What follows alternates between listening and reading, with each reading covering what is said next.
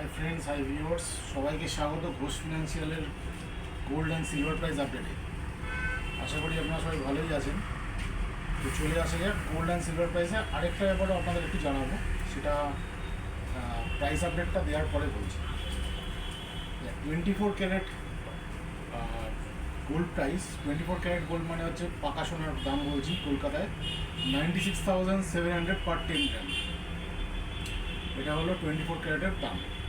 22 carat hallmark গোল্ডের দাম হচ্ছে 91,900 পার 10 গ্রাম। 22 ক্যারেট গয়না সোনার দাম 91,900 টাকা 10 গ্রাম। আর সিলভার প্রাইস হচ্ছে 93 রুপিস 50 পয়সে পার 10 গ্রাম।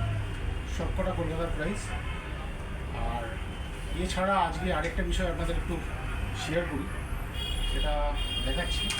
কিছুদিন আগে আমাদের একটা কাস্টমার এসেছিলেন, ইউটিউব থেকে একটা মান্তাসার ডিজাইন নিয়ে এসেছিলেন।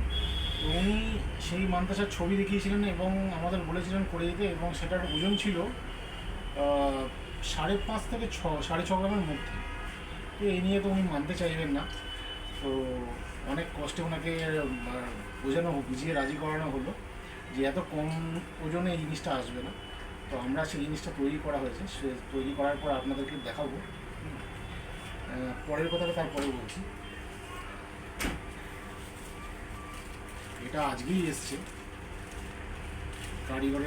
কারিগর আমাদের দিয়ে গেছে আজকে ডেলিভারি। তো এটার ওজন হচ্ছে 9 গ্রাম 900 সামথিং আছে। এটা হচ্ছে হাফ মান্তাসা, ধারে হচ্ছে মুক্তোর চেন দিয়ে ধারটা সাজানো থাকবে, এরকম হবে এই জিনিসটা।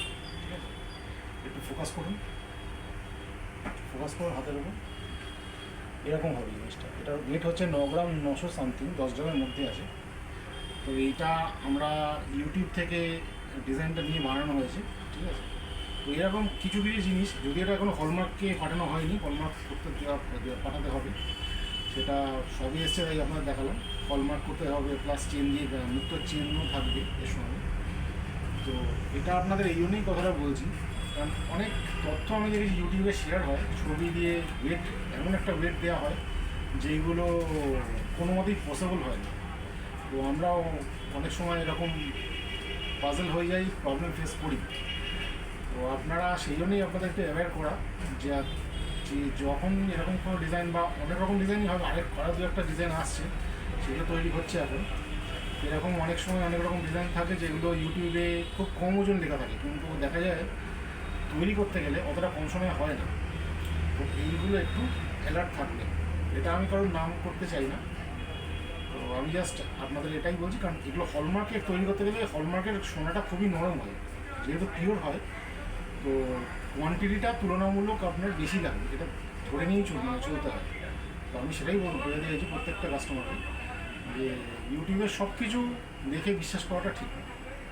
আজকে এখানেই আমাদের ভিডিওটা শেষ করছি, আর আগামীকাল আবার আপডেট দিতে আসবো প্রাইসের, গোল্ড অ্যান্ড সিলভার প্রাইস।